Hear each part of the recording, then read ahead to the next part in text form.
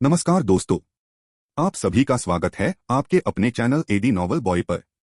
आज हम लेकर आए हैं कहानी रीबोर्न एम्परर। आप जो कहानी सुनने जा रहे हैं उसका ओरिजिनल वर्जन सिर्फ AD novel boy YouTube channel पर ही अवेलेबल है। ये कहानी पूरी तरह से काल्पनिक है, इसका वास्तविकता से कोई संबंध नहीं है। तो चलिए शुरू करते हैं। दोनों संघों का हमला और आकर्ष समय लगातार बीतता गया। मयूरा संघ के वे सदस्य जो उम्मीद लगाए बैठे थे कि उनका नया वरिष्ठ रक्षक एल्डर अंश उत्तरी क्षेत्र के कल्प जनपद की बाकी बड़े संघों को खत्म करने में उनकी मदद करेगा, अब उस उम्मीद को छोड़ चुके थे।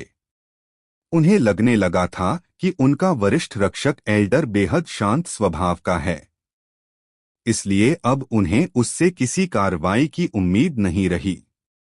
अफसोस, मयूरा संघ के शांतिपूर्ण दिन ज्यादा लंबे समय तक नहीं टिके। शांति सबसे पहले ठिकाने के प्रवेश द्वार से उठी एक जोरदार चीख से टूटी। उसके बाद कई सदस्य घबराहट में ठिकाने के अंदर भागते हुए दिखाई देने लगे। जलशीरा संघ के लोग आ गए हैं। जलशीरा संघ के उप प्रमुख कुशाल अपने कई रक्षक एल्डरों को भी साथ लेकर आए हैं। मयूरा संघ के सदस्यों के बीच खलबली मच गई। सब जगह अफरातफरी और घबराहट फैल गई। प्रमुख दिग्विजय अपने लोगों के साथ पूर्वी प्रवेश द्वार पर हमला कर रहे हैं। जलशीरा संघ के प्रमुख महेंद्र दक्षिणी प्रवेश द्वार पर हैं। अंगीरा संघ के उप प्रमुख विकास अपने लोगों के साथ उत्तरी प्रवेश द्वार पर मौजूद हैं। एक के बाद एक आती सूचनाओं ने मयूरा संघ के सदस्यों को पूरी तरह भयभीत कर दिया। कुछ ही देर में जलशीरा संघ और अंगीरा संघ के प्रमुख और उप प्रमुख अपने लोगों को लेकर अंदर घुस आए और मयूरा संघ पर हमला शुरू कर दिया। उनके पीछे खून की नदियां बह रही थीं। सदस्यों को बेरहमी से मारा जा रहा था। दया की हर गुहार को अनदेखा किया जा रहा था। इसी समय सारंग प्रकट हुआ। चारों तरफ फैली अराजकता को देखकर उसका चेहरा गुस्से से लाल होने लगा। सारंग के पीछे खड़े सुमेर के चेहरे पर भी गुस्से और घृणा के भाव साफ नजर आ रहे थे। दिग्विजय, महेंद्र, तुम लोग आखिर करना क्या चाहते हो? सारंग ने गुस्से से भरे स्वर में पूछा जैसे ही सारंग और सुमेर प्रकट हुए। मयूरा संघ के सदस्य तेजी से दोनों के पास इकट्ठा होने लगे। कुछ ही देर बाद मयूरा संघ के 11 रक्षक एल्डर भी एक एक करके वहां आ पहुंचे। वे सभी सप्तस्तरीय युद्ध सम्राट थे। प्रमुख उप प्रमुख रक्षक एल्डरों की टोली सारंग और सुमेर के पीछे एक पंक्ति में खड़ी हो गई और अपने विरोधियों को घूरने लगी। हालांकि उनके चेहरे कठोर दिख रहे थे, लेकिन उनकी आंखों की गहराई में डर भी साफ दिखाई दे रहा था। यह स्वाभाविक था क्योंकि जलशीरा संघ और अंगीरा संघ ने हाथ मिला लिया था। यही उनका सबसे भयानक सपना था। जब उनका वरिष्ठ रक्षक एल्डर उनके संघ में शामिल हुआ था, तब वे उत्साह से भर उठे थे। वे बेसब्री से इंतजार कर रहे थे कि वह जलशीरा संघ और अंगीरा संघ को खत्म कर देगा। लेकिन जब यह साफ हो गया कि उनका वरिष्ठ रक्षक एल्डर कोई कदम नहीं उठाने वाला, तब वे बेचैन हो गए और आखिरकार इस सच्चाई को स्वीकार कर लिया कि उनका वरिष्ठ रक्षक एल्डर कभी कुछ नहीं करेगा। सारंग, आज मयूरा संघ का अंत होने वाला है। जलशीरा संघ के प्रमुख महेंद्र ने उपहास भरी नजरों से सारंग को देखते हुए कहा। दिग्विजय, क्या तुम भी इसीलिए यहाँ पर आए हो? सारंग ने अंगीरा संघ के प्रमुख दिग्विजय से पूछा। दिग्विजय चुप रहा, लेकिन उसके चेहरे के भाव ने बता दिया कि उसका इरादा क्या है। बहुत बढ़िया। पहले मैं सोच रहा था कि इस दुश्मनी को खत्म कर दूं, पर अब जब तुम दोनों ने अपने इरादे स्पष्ट कर दिए हैं तो मुझे भी अब किसी बात की चिंता नहीं है। आज दुश्मनी के साथ साथ दुश्मनों को भी खत्म कर देते हैं। सारंग ने कर्कश आवाज में कहा।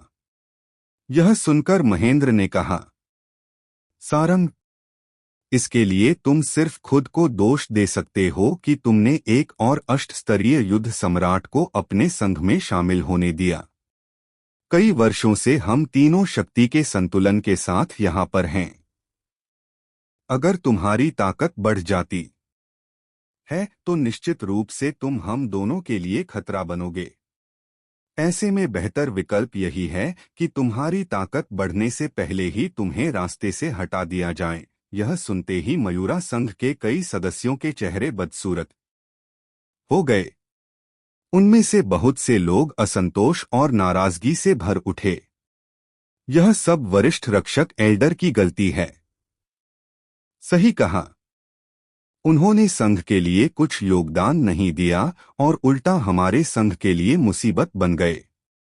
अगर उन्होंने पहले ही सही कदम उठा लिया होता तो आज यह दिन नहीं देखना पड़ता। हमारा वरिष्ठ रक्षक एल्डर किसी काम का नहीं है। हमें उसे संघ में शामिल ही नहीं करना चाहिए था। एक एक करके मयूरा संघ के सभी सदस्य आपत्ति जताने लगे। अपनी बकवास बंद करो, सारंग गरज उठा। अपने संघ के सदस्यों की बातें सुनकर उसका गुस्सा और ज्यादा बढ़ गया। उसने ठंडी निगाहों से मयूरा संघ के सदस्यों की ओर देखते हुए कहा, वरिष्ठ रक्षक एल्डर बेकार है या नहीं, या फिर संघ को उन्हें स्वीकार करना चाहिए था या नहीं, यह फैसला करने का अधिकार तुम में से किसी के पास नहीं है। अगर तुम लोग असंतुष्ट हो तो संघ छोड़कर जा सकते हो। संघ को तुम जैसे लोगों की कोई जरूरत नहीं है। जो सदस्य कुछ देर पहले शिकायत कर रहे थे, उन्होंने तुरंत अपने सिर झुका लिए। स्वाभाविक रूप से अगर मौका मिलता तो वे अभी इसी समय संघ छोड़कर चले जाते, लेकिन अभी स्थिति उनके पक्ष में नहीं थी। वह लोग अगर संघ को छोड़कर चले भी जाते तो भी जलशीरा संघ और अंगिरा संघ उन्हें छोड़ने वाला नहीं था। सारंग को गुस्सा होते देख जलशीरा संघ के प्रमुख महेंद्र ने उपहास करते हुए तिरस्कार भरे स्वर में कहा, सारंग, वे लोग सही कह रहे हैं। तुम्हारे वरिष्ठ रक्षक एल्डर ही इस सब के लिए जिम्मेदार है। वैसे अभी वह कहाँ पर है? कहीं ऐसा तो नहीं कि हमारे आने से वह इतना ज्यादा डर चुका है कि कहीं जाकर छुप गया है। महेंद्र की बात सुनकर जलशीरा संघ और अंगिरा संघ के लोग ठहाके लगाकर हंसने लगे। लेकिन सारंग को इस बार गुस्सा नहीं आया। उसने कर्क आवाज में कहा, महेंद्र, क्या तुम हमारे वरिष्ठ रक्षक एल्डर से मिलने के लिए इतने बेचैन हो? सच कहूं तो मैं उससे मिलने का इंतजार नहीं कर पा रहा। मयूरा संघ, अंगिरा संघ और जलशीरा संघ कई वर्षों से एक दूसरे के प्रतिद्वंदी रहे हैं। कम से कम मुझे उस व्यक्ति से तो मिलना चाहिए जिसने मयूरा संघ के पतन की शुरुआत की है ना? तुम क्या कहते हो? प्रमुख दिग्विजय यह कहने के बाद महेंद्र मुस्कुराते हुए दिग्विजय की ओर देखने लगा।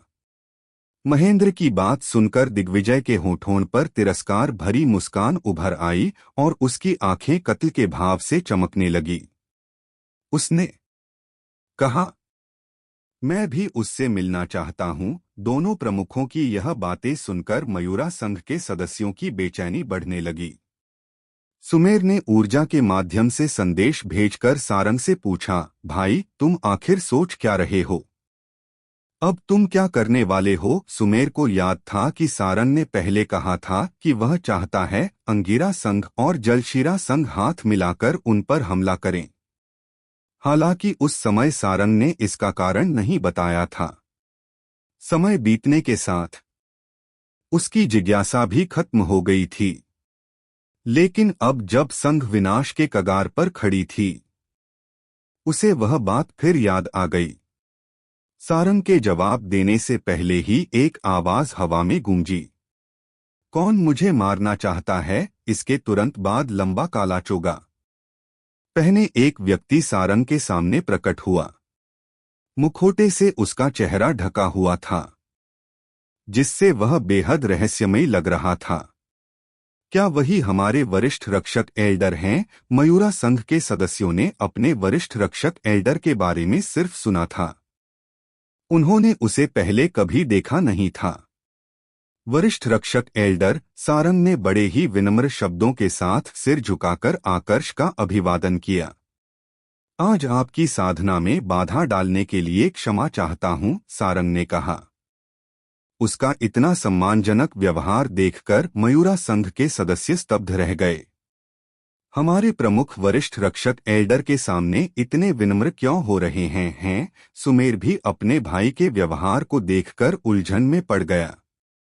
सारंग, क्या तुम्हें लगता है कि इस तरह का नाटक करके तुम हमें यह विश्वास दिला दोगे कि तुम्हारा वरिष्ठ रक्षक एल्डर हम सबसे ज्यादा शक्तिशाली है?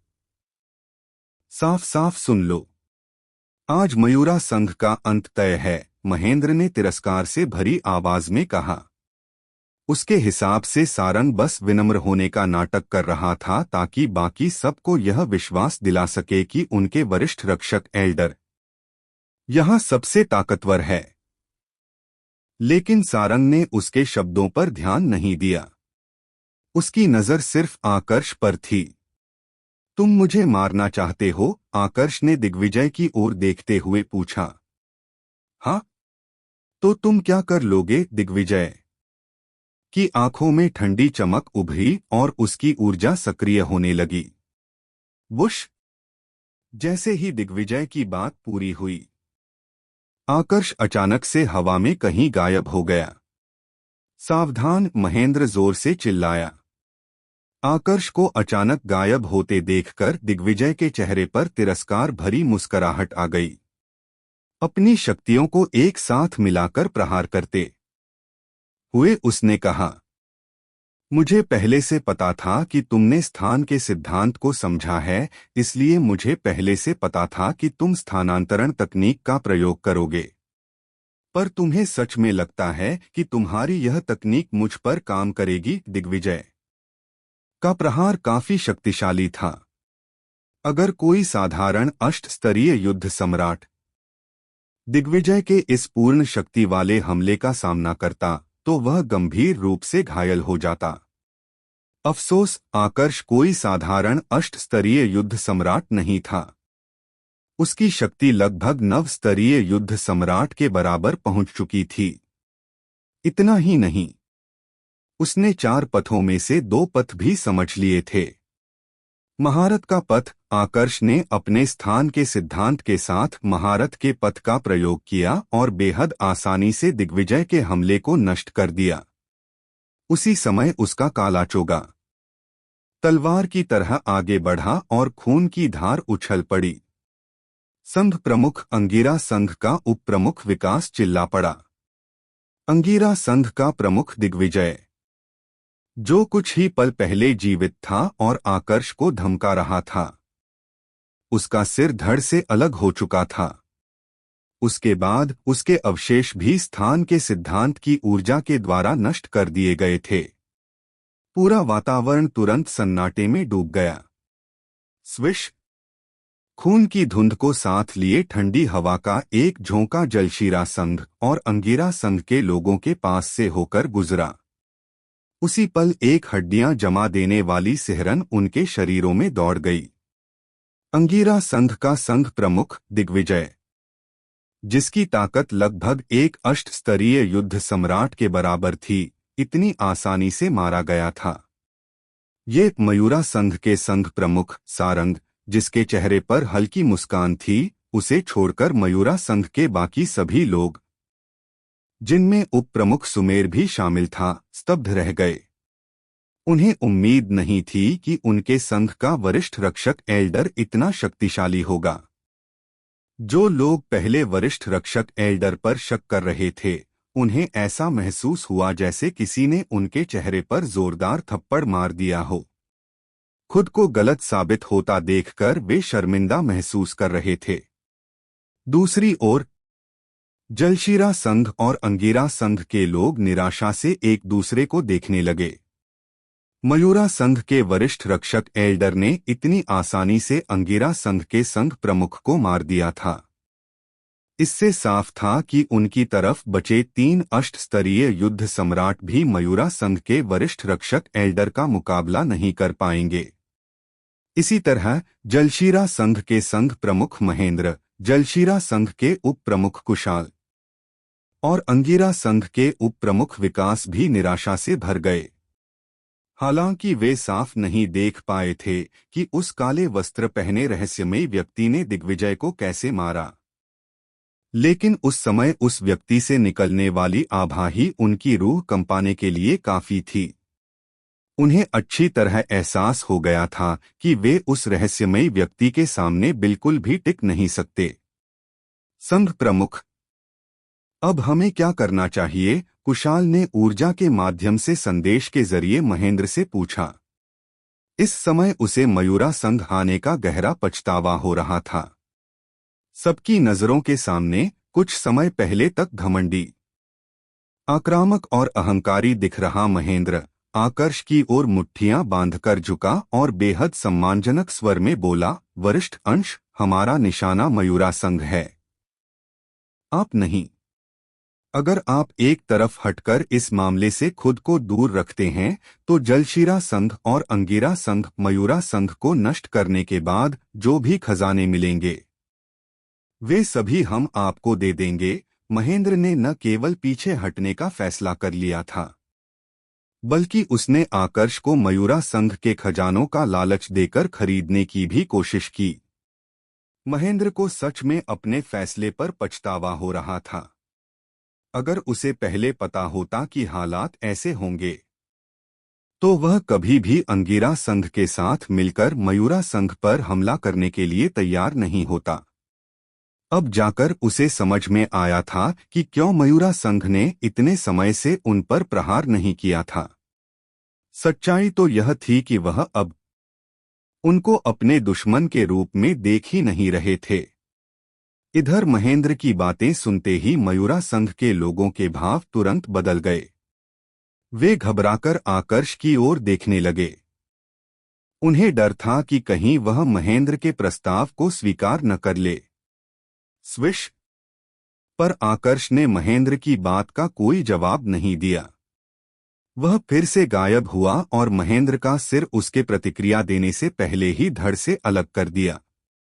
हवा में फिर से खून की महक फैल गई।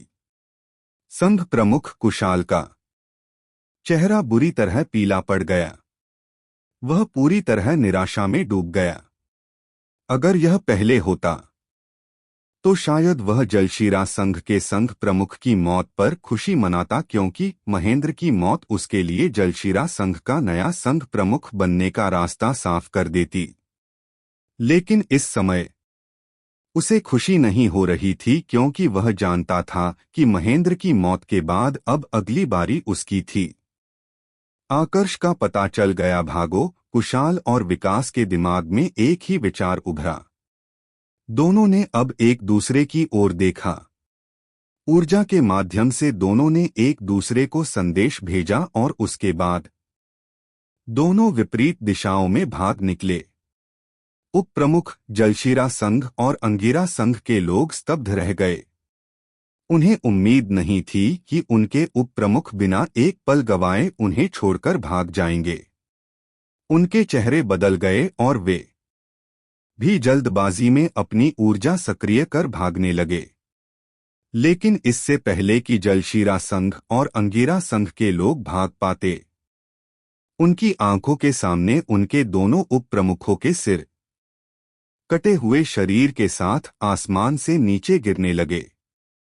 इसके तुरंत बाद जलशीरा संघ और अंगिरा संघ के कुछ और शक्तिशाली योद्धा भी पलक झपकते ही मारे गए। मयूरा संघ के सभी लोग अभी भी डर के मारे चुपचाप खड़े होकर अपने वरिष्ठ रक्षक एल्डर को देख रहे थे।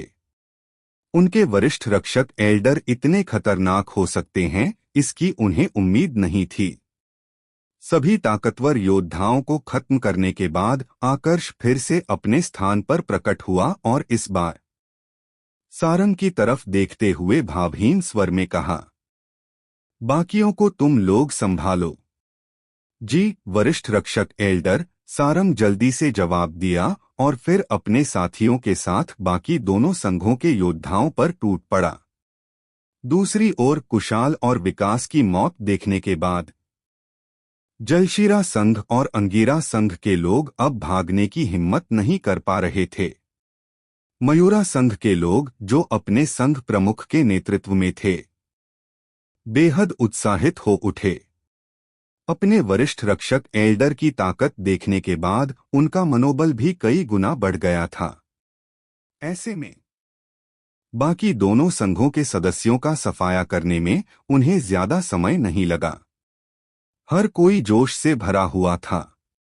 जलशिरा संघ और अंगीरा संघ अपनी ज्यादातर ताकत यहां लेकर आए थे। उनके ठिकाने में बचे लोग अब मयूरा संघ के ये कोई खतरा नहीं थे।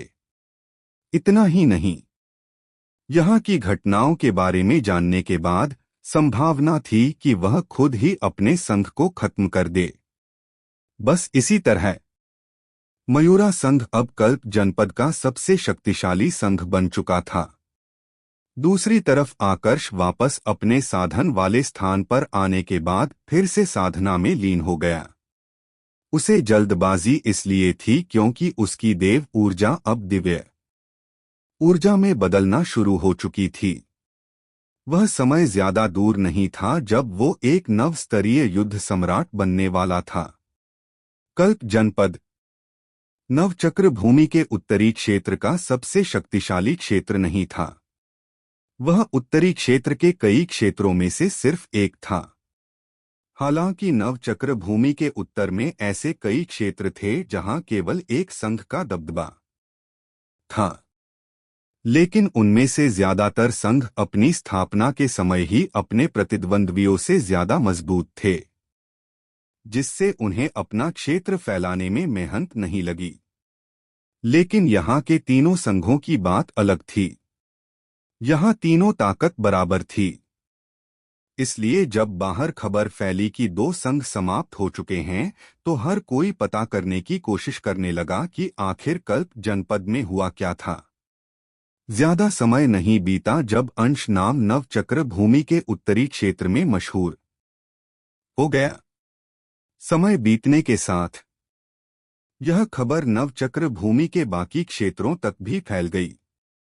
6 महीने बीतने के बाद मयूरा संघ के वरिष्ठ रक्षक एल्डर अंश द्वारा 4 अष्टस्तरीय युद्ध सम्राटों को मार डालने की खबर आखिरकार जयम संघ तक पहुंच गई। पिछले 6 महीनों से जयम संघ के ठिकाने पर उदासी का माहौल था। पूरा संघ केवल एक ही काम में लगा हुआ था, खड्ग देवतल के सम्राट के एकमात्र शिष्य आकर्ष का पता लगाना।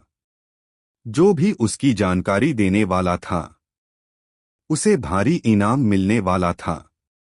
सबकी मदद के लिए उपाधि मंदिर ने संघ में एक और नवस्तरीय युद्ध सम्राट भी भेज दिया था।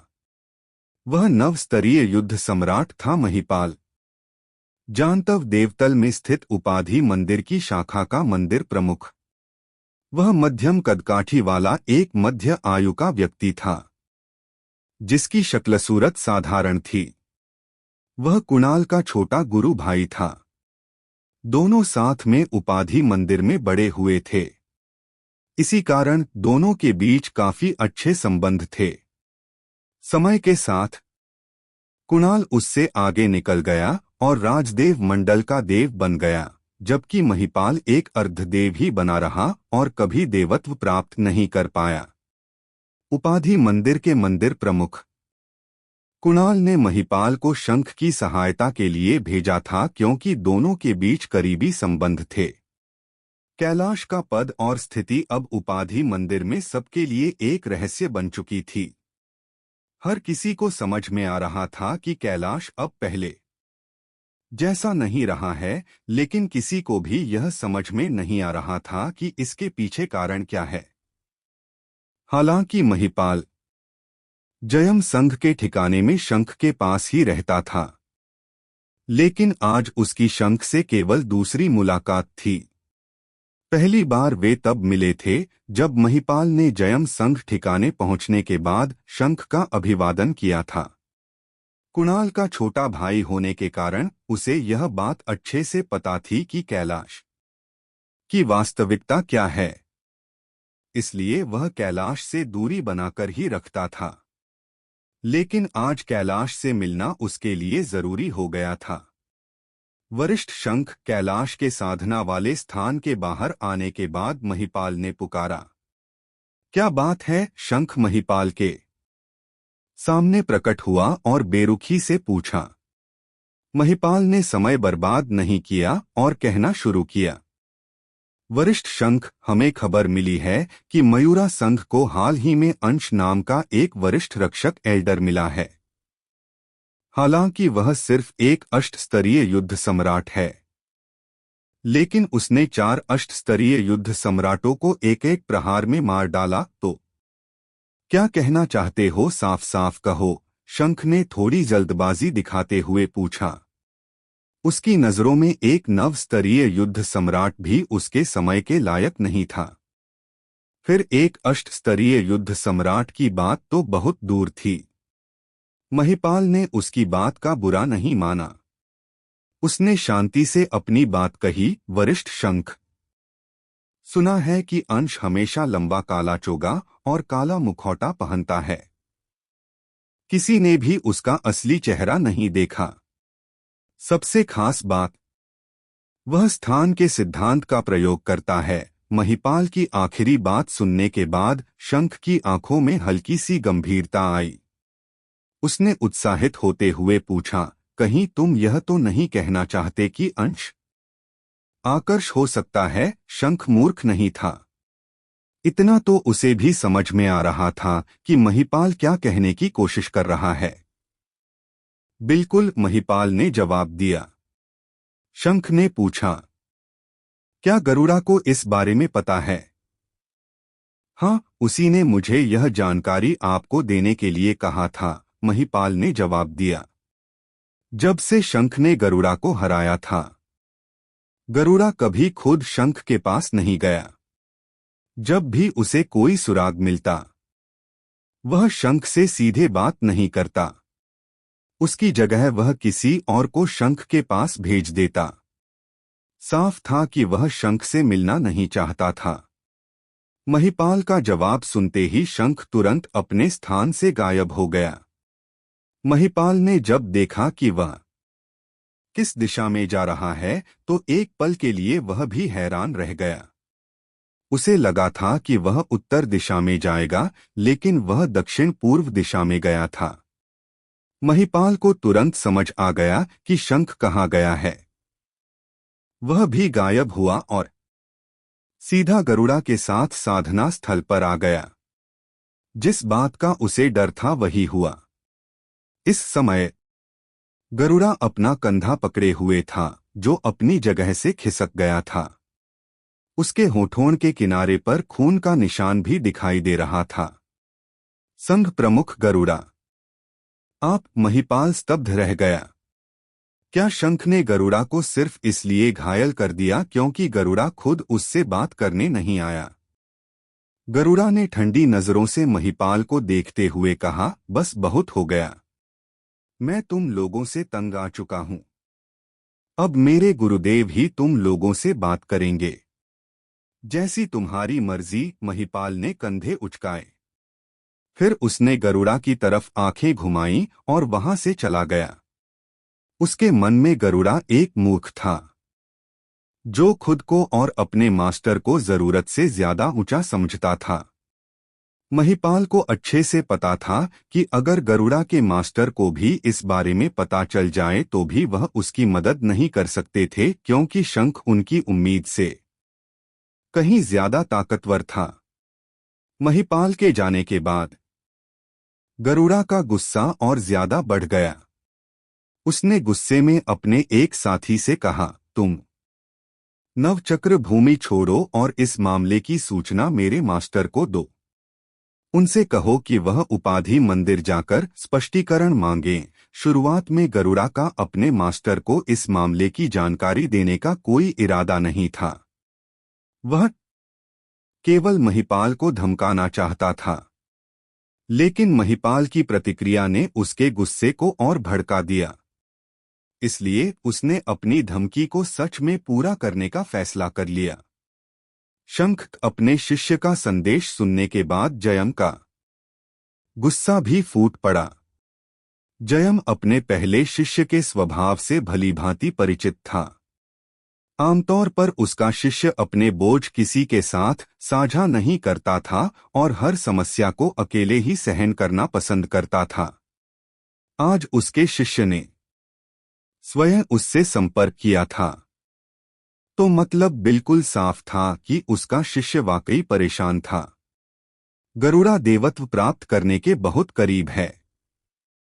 अगर इस घटना के कारण उसके दिल में कोई गांठ बन गई और उसकी प्रगति रुक गई, तो यह बहुत बुरा होगा। यह सोचते ही जयम ने समय बर्बाद नहीं किया और तुरंत मुख्य उपाधि मंदिर की ओर निकल पड़ा।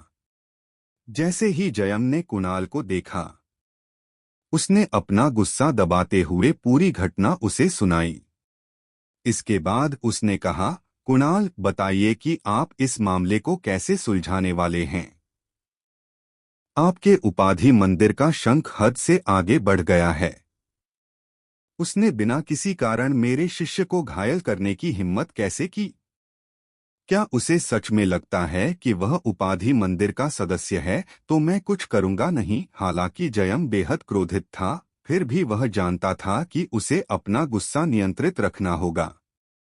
आखिर कुणाल एक राजदेव मंडल का देव था, जबकि वह स्वयं केवल एक साधारण देव था। वह कुणाल का मुकाबला नहीं कर सकता था। दूसरी तरफ कुणाल भी बिना कारण जयम से लड़ना नहीं चाहता था। जयम, जो हुआ उसके लिए मैं शर्मिंदा हूं, पर तुम चिंता मत करो। जैसे ही शंख वापस लौटेगा मैं उसे तुम्हारे पास भेज दूंगा। तब तुम उसे जो सजा देना चाहो दे सकते हो, कुणाल ने कहा। ठीक है, फिर मैं उस दिन का इंतजार करूंगा, जयम ने कहा और वहां से गायब हो गया। कुणाल हल्का सा मुस्कुराया। जयम, मैं तो तुम्हें बचाना चाहता था, पर अब जब तुमने खुद ही मरने का फैसला कर लिया है तो फिर मैं क्या कर सकता हूं? कुणाल ने अपने आप से कहा। वानप्रस्थ देवतल लौटने के बाद जयम ने तुरंत दूत को वापस नवचक्र भूमि भेजा ताकि वह उसका संदेश उसके पहले शिष्य तक पहुंचा सके। गरुड़ा, जैसा तुमने कहा था, मैंने उपाधि मंदिर के प्रमुख कुणाल से बात कर ली है। उसने वादा किया है कि जब शंख नवचक्र भूमि से बाहर आएगा तो वह उसे वानप्रस्थ देवतल के महल में भेज देगा। उन्होंने कहा है कि मैं उसे अपनी इच्छा अनुसार कोई भी सजा दे सकता हूं। उस समय तुम भी महल में लौट आना और देखना कि मैं उसे कैसे सबक सिखाता हूं। अपने मास्टर का संदेश सुनते ही गरुड़ा की आंखें चमक उठीं। वह इस परिणाम से बेहद संतुष्ट था। शंख, अब मैं भी देखता हूं कि तुम मेरे मास्टर से कैसे बचते हो। यह कहते हुए गरुड़ा जोर जोर से हंसने लगा। इधर शंख को इन सब घटनाओं के बारे में कुछ भी पता नहीं था। वैसे अगर उसे पता भी होता तब भी उसे कोई फर्क नहीं पड़ता। आखिरकार वानप्रस्थ देवतल के सम्राट से निपटना उसके लिए बिल्कुल वैसा था जैसे किसी बच्चे से लड़ना।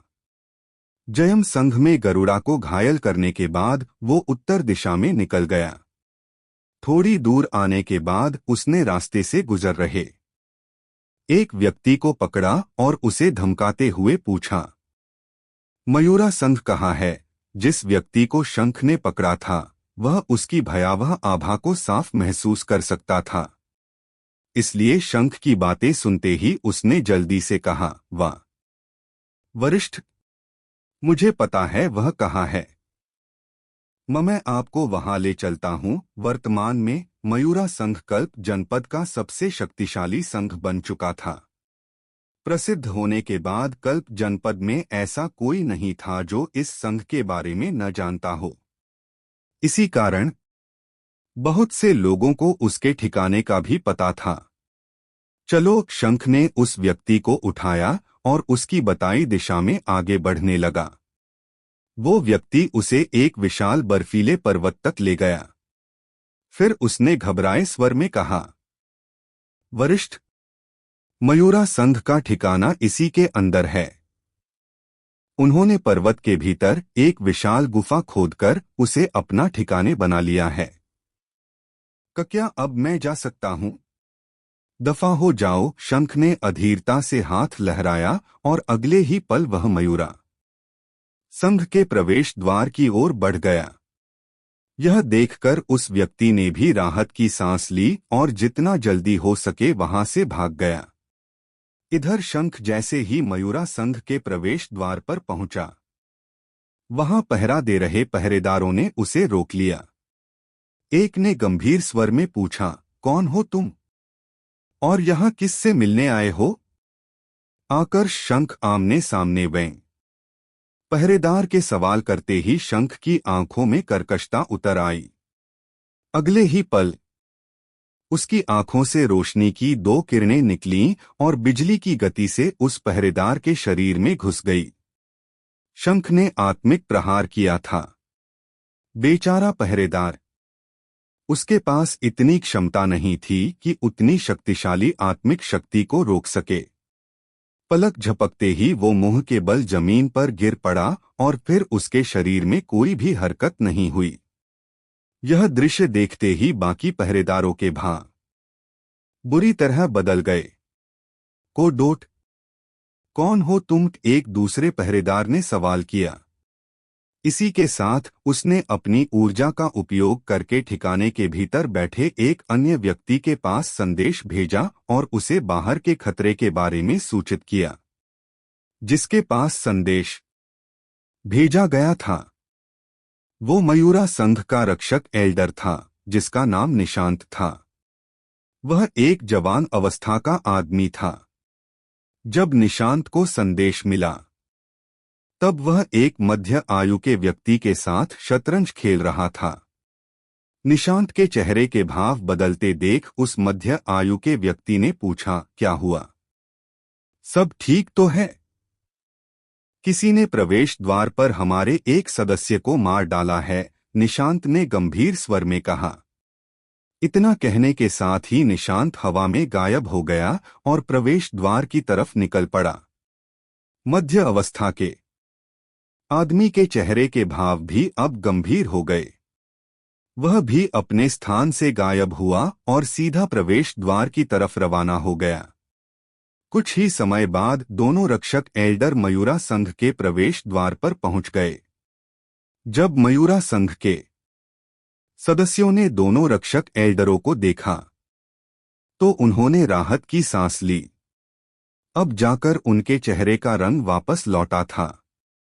यही है जिसने हमारे साथी को मार डाला, एक पहरेदार ने गंभीर स्वर में कहा। इस समय दोनों रक्षक एल्डरों की नजर उस मृत पहरेदार की तरफ थी। इस पर आत्मिक प्रहार हुआ है। दोनों को तुरंत समझ में आ गया कि उसे पहरेदार की मृत्यु कैसे हुई थी। तुम्हारा वरिष्ठ रक्षक एल्डर कहाँ है? शंख ने दोनों रक्षक एल्डरों की तरफ देखते हुए पूछा। पहले तुम बताओ तुम कौन हो? निशांत ने गुस्से से भरे स्वर में पूछा। शंख पहले से ही तमतमाया हुआ था।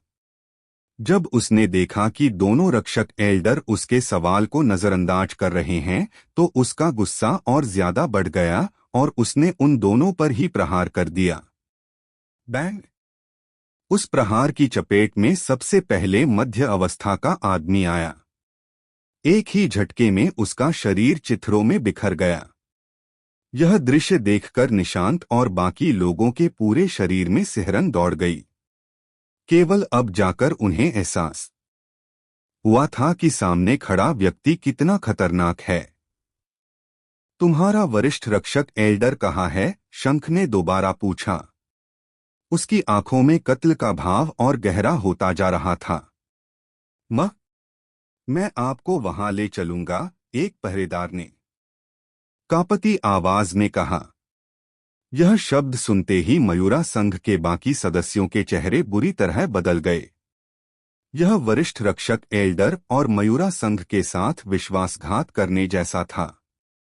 बहुत बढ़िया, शंख ने संतोष से सिर हिलाया। फिर उसने बाकी लोगों की तरफ देखते हुए अपना हाथ लहराया। Bang bang bang. विस्फोटों की आवाज हवा में गूंज उठी और रक्त की धुंध और गहरी हो गई। उस सदस्य को छोड़कर जिसने शंख को आकर्ष तक ले जाने की बात कही थी, बाकी सभी, जिनमें निशांत भी शामिल था, मारे गए। जीवित बचा मयूरा संघ का सदस्य अपने साथियों को मरते देख स्तब्ध रह गया। जब वह होश में आया तो उसके पैर जवाब दे गए और वह खून से सनी जमीन पर गिर पड़ा। शंख ने घृणा से उसकी ओर देखा, फिर भौहें सिकोड़ते हुए बोला, रास्ता दिखाओ। जी वरिष्ठ, वह सदस्य कांपता हुआ किसी तरह खड़ा हुआ। वह इतना डरा हुआ था कि जोर से सांस लेने की भी हिम्मत नहीं कर पा रहा था। कहीं उसका हाल भी उसके साथियों जैसा न हो जाए। जब वह सदस्य शंख को भीतर से ले जा रहा था, तब उन्हें किसी परेशानी का सामना नहीं करना पड़ा। रास्ते में कुछ लोग शंख को रोकना चाहते थे, लेकिन उसे पहले सदस्य ने संदेश भेजकर सभी को रोक लिया। हर किसी को संदेश भेजकर उसने एक ही बात कही कि उसके साथ चल रहा व्यक्ति वरिष्ठ रक्षक एल्डर से मिलने आया है। वह नव स्तरीय युद्ध सम्राट है। यह संदेश बाकी लोगों को पास आने से रोकने के लिए काफी था। इसके साथ ही कुछ सदस्यों ने तुरंत यह बात मयूरा संघ के संघ प्रमुख और उप प्रमुख को बता दी। इसी समय पीछे चल रहे शंख ने मुस्कुराते हुए कहा, तुम बड़े दयालु हो जो उन्हें चेतावनी दे रहे हो। यह सुनकर वह सदस्य कड़वी मुस्कान के साथ बोला, हम तो बस साधारण सदस्य हैं। विशेषज्ञों की लड़ाई में महत्वहीन लोगों को घसीटने की क्या जरूरत है? आखिरकार इस स्तर तक पहुंचने के लिए हमने भी बहुत कठिन साधना की है। चिंता मत करो, जब तक वे बीच में नहीं पड़ेंगे मैं उन पर हाथ नहीं उठाऊंगा। अगर तुम्हारा वरिष्ठ रक्षक एल्डर वो नहीं हुआ जिसे मैं ढूंढ रहा हूं, तो मैं उसकी जान भी बख्श दूंगा, शंख ने कहा। हालांकि कोई भी आकर्ष के साधना स्थल पर नहीं गया था, लेकिन सभी जानते थे कि वह कहाँ स्थित है। स्वाभाविक रूप से उन्हें यह नहीं पता था कि उनका वरिष्ठ रक्षक एल्डर अंश, जो एक शीर्ष अष्ट स्तरीय युद्ध सम्राट था, वास्तव में आकर्ष था। इसी समय वह सदस्य अचानक रुक गया। फिर उसने सामने की ओर इशारा करते हुए कहा, वरिष्ठ, यह हमारे वरिष्ठ रक्षक एल्डर का साधना स्थल है। बढ़िया, अब दफा हो जाओ, शंख ने उदासीन स्वर में उस पहरेदार से कहा। इतना सुनते ही वह सदस्य वहां से भाग खड़ा हुआ। उसी समय शंख ने अपनी आध्यात्मिक शक्ति फैलाकर पूरे स्थान को ढक लिया। यह कौन है? अपने साधना स्थल पर बैठे आकर्ष ने जब एक बाहरी आध्यात्मिक शक्ति को महसूस किया तो तुरंत उसने अपनी आंखें खोली और उस आध्यात्मिक शक्ति को पहचानने की कोशिश करने लगा।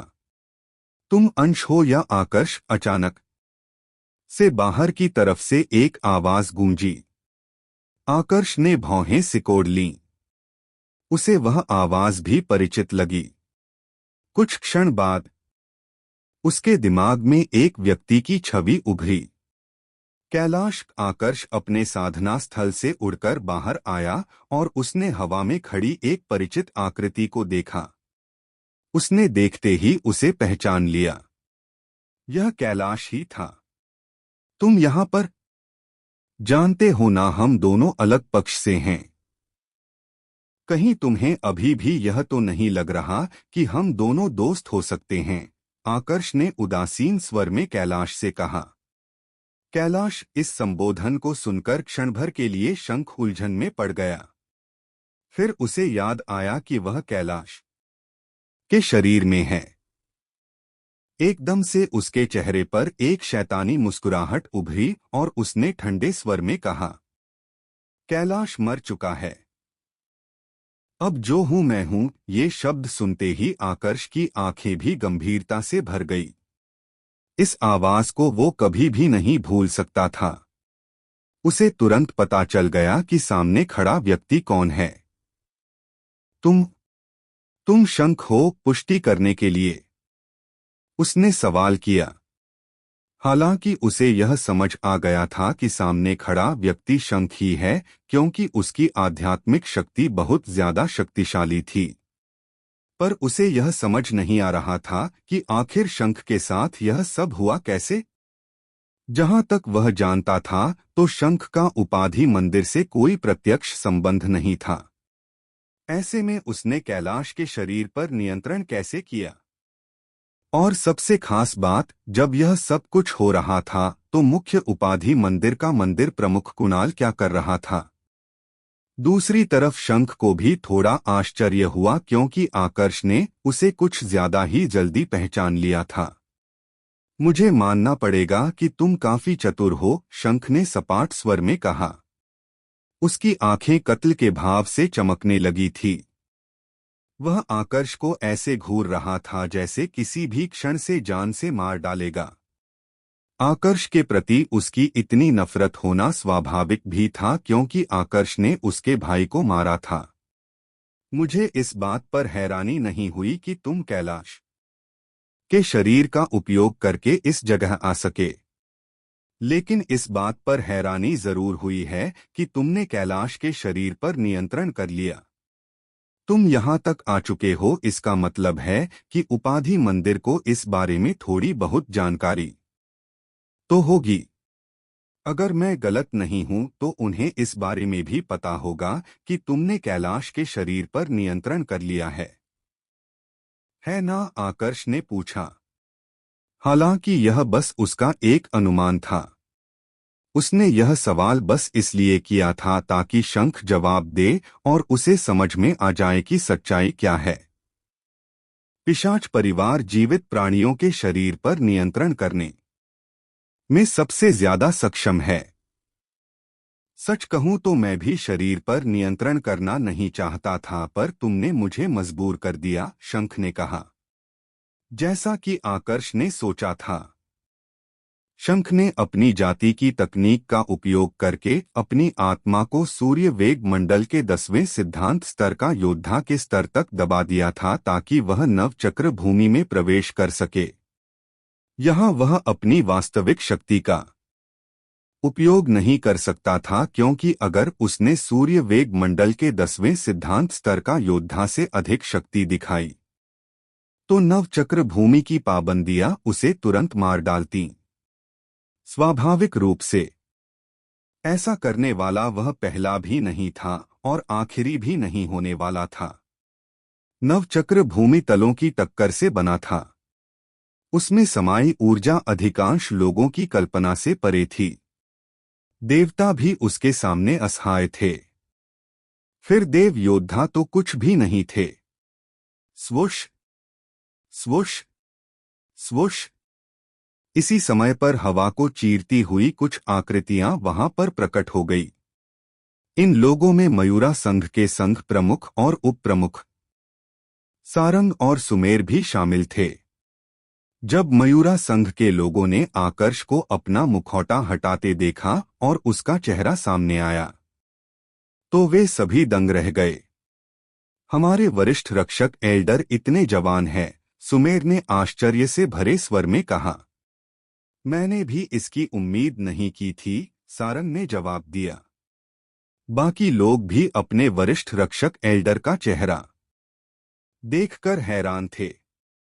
क्या यही वह व्यक्ति है जो हमारे वरिष्ठ रक्षक एल्डर को चुनौती देने आया है और जिसने हमारे 2 रक्षक एल्डरों को मार डाला? जब सारंग और सुमेर ने अपनी नजरें आकर्ष से हटाकर उसके सामने खड़े व्यक्ति की ओर डाली तो उनकी आंखों में क्रोध और सतर्कता दोनों चमक उठे। गुस्से के बावजूद वे लापरवाही से कदम उठाने की हिम्मत नहीं कर रहे थे, क्योंकि वे जानते थे कि सामने वाला साधारण नहीं था। आखिर जो व्यक्ति आत्मविश्वास से उनके वरिष्ठ रक्षक एल्डर को चुनौती देने आया हो, वह साधारण कैसे हो सकता था? आकर्ष, नवचक्र भूमि में तुम्हारा प्रदर्शन वाकई चौंकाने वाला रहा है। अगर मैं गलत नहीं हूं तो अब तुम सबसे शक्तिशाली अष्टस्तरीय युद्ध सम्राट बन चुके हो। तुम्हें खुद पर बहुत गर्व होता होगा, शंख ने व्यंग्य करते हुए कहा। उसने भी यह सवाल जानबूझकर किया था ताकि आकर्ष की ताकत की पुष्टि कर सके। वह हमला करने की जल्दबाजी में नहीं था। आखिर उसे पूरा विश्वास था कि आज आकर्ष उसके हाथों से बच नहीं पाएगा। आकर्ष, शंख के शब्द सुनते ही मयूरा संघ के सदस्य स्तब्ध रह गए।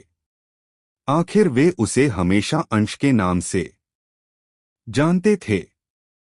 आकर्ष, वही जो खड्ग देवतल के दसम्राट का इकलौता शिष्य है। सुना था कि वह पहले अघोरा संघ में शामिल हुआ था और वहां के उप प्रमुख का पद हासिल किया था, पर बाद में उसने गरुड़ा के भाई को मार दिया, जिसके बाद पूरे अघोरा संघ को तोड़ दिया गया और सारे सदस्य भाग गए। हाँ, मैंने भी इस बारे में सुना था। मैंने तो यह तक सुना था कि उस दिन के बाद से आकर्ष गायब हो गया था। अगर मैं गलत नहीं हूं तो हमारे वरिष्ठ अंश भी उसी समय यहां पर आए थे जब आकर्ष गायब हुआ था। यह मात्र एक संयोग तो नहीं हो सकता, यह जानने के बाद कि उनका वरिष्ठ रक्षक एल्डर अंश वास्तव में आकर्ष था। मयूरा संघ के सदस्यों को सदमे से उबरने में काफी समय लगा। इधर आकर्ष पर शंख के उकसावे का कोई असर नहीं पड़ा। उसने कहा, शंख, अब तुम राजदेव मंडल के देव नहीं हो और तुमने अपनी आत्मा की शक्ति भी दबा रखी है। क्या तुम्हें डर नहीं कि अब जब तुमने खुद को इतना कमजोर बना दिया है तो मैं तुम्हें मार सकता हूं? राजदेव मंडल के देव, एक बार फिर मयूरा संघ के सदस्य स्तब्ध रह गए। स्वाभाविक रूप से उनमें कुछ ऐसे भी थे जिन्हें इसका अर्थ तक नहीं पता था। इस क्षण सारंग और सुमेर के चेहरे बुरी तरह पीले पड़ गए। जब उन्होंने दोबारा शंख को देखा तो उनकी आंखों में डर साफ नजर आ रहा था। यह व्यक्ति राजदेव मंडल का देव है। देवतलों में साधारण देवता भी असाधारण माने जाते थे, फिर राजदेव मंडल के देव की तो बात ही अलग थी। उधर शंख ने आकर्ष की बात सुनकर हंसते हुए कहा, आकर्ष, अगर मुझे एक अष्टस्तरीय युद्ध सम्राट को मारने के लिए राजदेव मंडल के देव की शक्ति की जरूरत पड़ती है तो मेरा जीवन व्यर्थ है। क्या तुम्हें लगता है कि अगर मेरे पास नवस्तरीय युद्ध सम्राट की शक्ति नहीं होती तो मैं तुम्हारे सामने आने की हिम्मत करता? नवस्तरीय युद्ध सम्राट, यह सुनकर आकर्ष के चेहरे पर भी एक हल्की सी मुस्कुराहट उभर आई। आखिरकार शंख ने अपनी ताकत की पुष्टि कर दी थी। चलो, अब जब यहां पर आ ही गए हो तो अपना काम शुरू करो। मैं भी देखना चाहता हूं कि एक नवस्तरीय युद्ध सम्राट के रूप में तुम्हारी ताकत कितनी है, आकर्ष ने ठंडी आवाज में कहा।